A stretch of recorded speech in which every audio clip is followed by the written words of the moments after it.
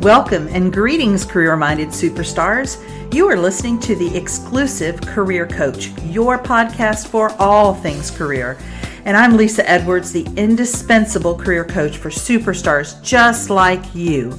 Now let's dig into this week's topic, shall we? Go from dragging yourself to work each day to finding a job you love. The Career Spring program is for high-achieving and ambitious mid-level professionals like you who are looking for a job that uses your zone of genius, recognizes your value, and pays you what you're worth. If you're ready to learn more, schedule a complimentary consult using the link to my calendar in the show notes. Be sure to follow me on Exclusive Career Coaching on Facebook, Lisa Edwards on LinkedIn, and Lisa.Edwards on Instagram. Greetings. How's it going? How you doing? I hear the collective, yay, I'm great, out there in the ether. I hope that's true. Today we're going to talk about the signs your company is likely to do a reduction in force or a RIF and how to be prepared.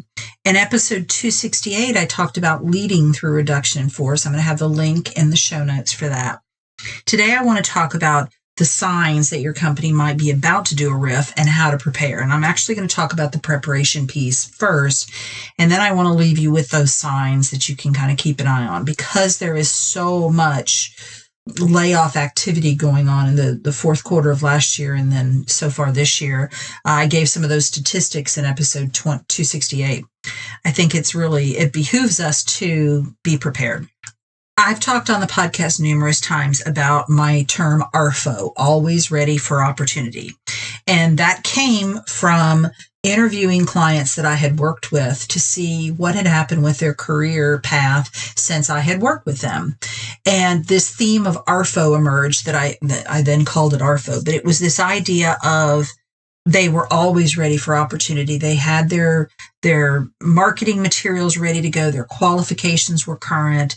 Their job search plan was always ready to go. And so they could pivot on a dime. They energetically opened the door to recruiters to speak to them. They were having regular networking meetings. There was nothing about their qualifications that would hold them back. And they didn't really have to go into job search mode and out of job search mode. They were already there. So if you haven't updated your resume or your LinkedIn profile lately, I highly recommend it. I wouldn't let more than a year go by without updating those. I think in general, an annual at minimum plan to update LinkedIn. And I've talked about what that might look like. I've done episodes in the past on what steps, what should you be looking at in your LinkedIn profile to update it. So I won't go into that here. And of course, with your resume, I have clients who I've worked with and written their resume, and some of them want me to make any and all changes to their resume. So they're more interested in spending smaller amounts of money more frequently to keep that thing current. Other people will put certain things on the resume. They'll add to it for a certain period of time. And then it feels as though I think they just kind of wake up one day and either they need to really use the resume, maybe the stakes have been raised, or they just kind of wake up one day and go, hey, this thing has become incoherent or not as cohesive as it was when Lisa finished, because I've added these things on and the format's kind of gotten off or whatever. And so they come back to me. I've had people who've come back to me after 10 or more years to update their materials. And of course, that's more work and it costs them more money at that point. But I'm okay with whatever they want to do. But the main thing is you're keeping your marketing documents up to date. Also, you're looking at your credentials and your qualifications. Is there, a certification that you let lapse because it wasn't really important that you maintain it in your current employer, but a new employer would want it to be current. They wouldn't want it to have lapsed. Is there additional education, training, like whatever it is? I always say the best way to know what I would need to move into the next role in my career is to look at job descriptions. And in fact, it's an activity that I've done with my clients is I have them pull a certain number of job descriptions and look at what are they asking for in terms of education, credentials, skill sets, competencies, and how does that measure up to what you have? It's so much better to do it that way than to do it hypothetically and think, well, I think they'll need this or I think they'll need that.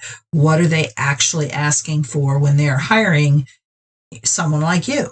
If you need to get training, like whatever it is, get on board with that. Don't wait until, Noah, I always like to use the example of Noah. He didn't wait till it started raining to build the ark.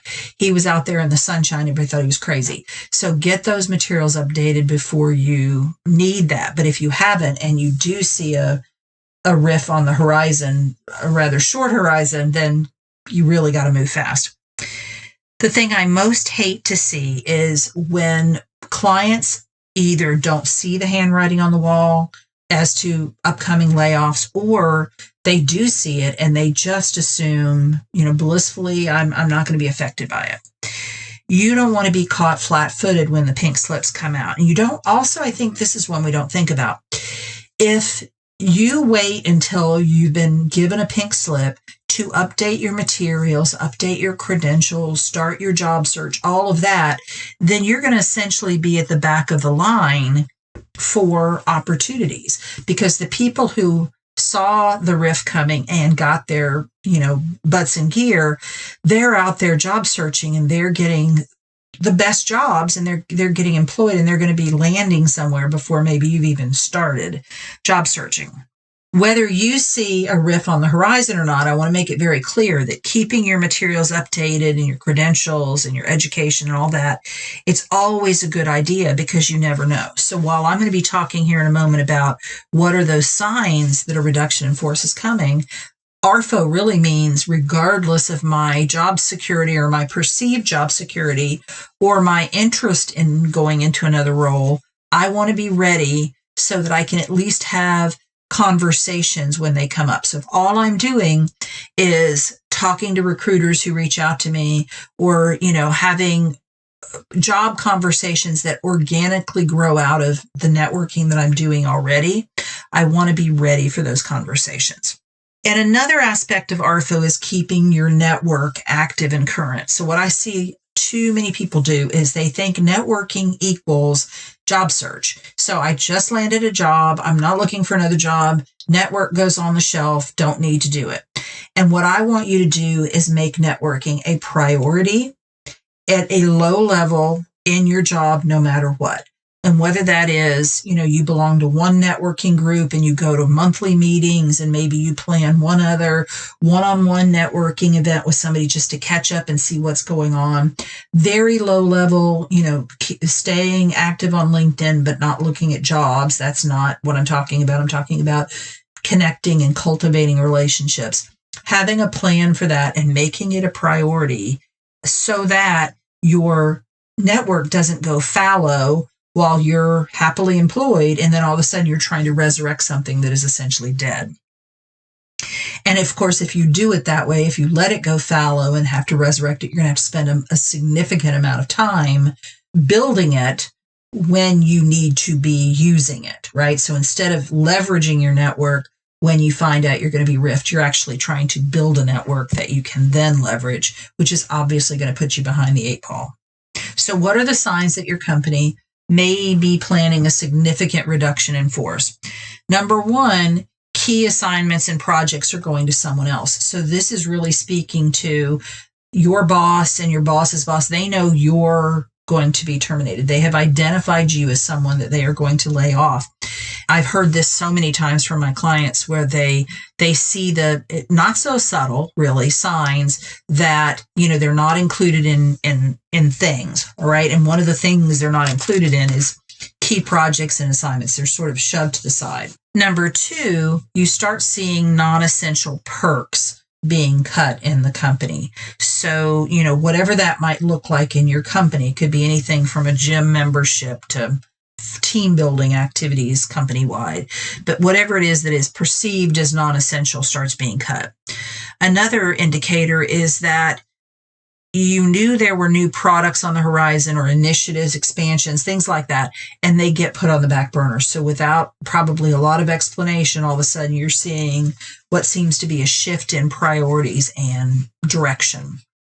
Another sign is that the budget is under a microscope.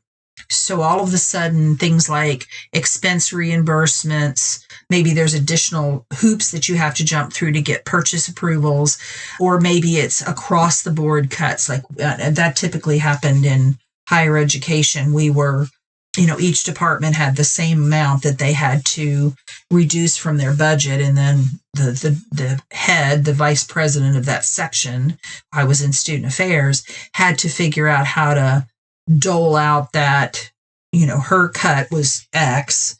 And then what does that look like for each of the departments that report to her? Next, there's a merger or acquisition on the horizon. So what often that means is that there are 2 people or 4 people doing the job of 2, whatever the case may be, but there is duplication. And so that's a almost unavoidable sign that a RIF is going to happen. And it just becomes a matter of, are they taking the people from the one company or from the other company? Also, you're being kept out of the loop and in the dark. So again, kind of going with those assignments being given to someone else is all of a sudden, and I've heard this from clients recently, there are meetings and they're not, the only way they knew this meeting was happening was they happened to see it on their boss's calendar, and it's a meeting that they typically would be in attendance at. And all of a sudden they're not being invited. They're not being included in certain emails that they would normally be included in. And then finally, the executives, the people above you, seem more stressed out than usual and less communicative, more secretive. There's a lot of hush-hush meetings going on behind closed doors. People come out of the meeting looking frazzled, those kinds of things.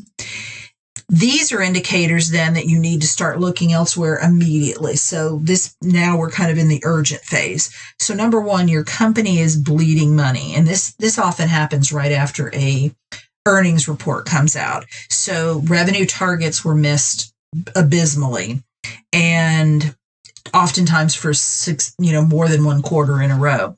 And, that's a real clear sign. Number 2, the essential budgets are being cut to the bone. And when I say essential, we're talking about things like sales and marketing, things that build the business, that are not expense centers, but profit centers. For some reason, when I think about this, I think about like, I'm going to sell Boardwalk and Park Place. I'm not selling, the cheap seats over there around the other side of the start mark. I'm over here at Boardwalk and Park Place, and I'm unloading the expensive properties. Next, there is a hiring freeze. So this often is a sign of a RIF, or is accompanying, it's kind of parallel with a RIF, is anything, there were all these work requisitions, hiring requisitions out, and all of a sudden, even if they're in the middle of the hiring process, freeze. Next, there is a mass exodus, often without notice, from key executives. So the C-suite, because they often are the ones to know about these things first. And as I've talked about before, when you have these kind of mass unexplained exoduses, you want to look at who it is. And it is often in this time, in this situation, it is a top performer, because the top performers are the ones who have options, who can get somewhere else. They can get another great job, and they're not going to be sitting around waiting for the Titanic to go. So if you start seeing that massive turnover at the top, especially when there's no narrative given around it, that's a clear sign. Another one is there's talk of restructuring the company. That usually means there's mass troubles. And again, RIFs are inevitable when they start a restructure. If there has been at least 1 round of layoffs already, that's a real clear sign, because once they've done it, oftentimes they don't do all the cuts at one time. So they may or may not have said there's going to be 3 rounds of layoffs, and they're going to happen here, here, and here. But once that first one comes, it's reasonable to expect that there might be additional. Your boss or HR is suddenly interested in the specifics of your job duties, even asking you to write them down. Maybe they want to interview you. They're really trying to figure out how they're going to do without you. That's a pretty clear sign. And if you're getting locked out of files, I talked about not getting included in emails, but when it kind of ramps up to the point where it's pretty critical, they're locking me out of files, they're locking me out of meetings, then chances are you need to start looking immediately. I would love it if none of you would have to deal with a reduction in force, but it is so common right now that I think being prepared for them is the responsible thing for you to do, and not turning a blind eye and not having your head in the sand about this. So get those materials updated, get your qualifications and credentials up to date, keep that networking going, or resurrect it if you need to. And I wish you the very best if you are a victim of a reduction in force. Take care, and I will see you next week. You've been listening to The Exclusive Career Coach with Lisa Edwards, CEO of Exclusive Career Coaching. It would be great if you would rate, review, and subscribe to this podcast. Also, I want to be your career coach, so be sure to ask questions about your career management challenges and job search situation. Until next time.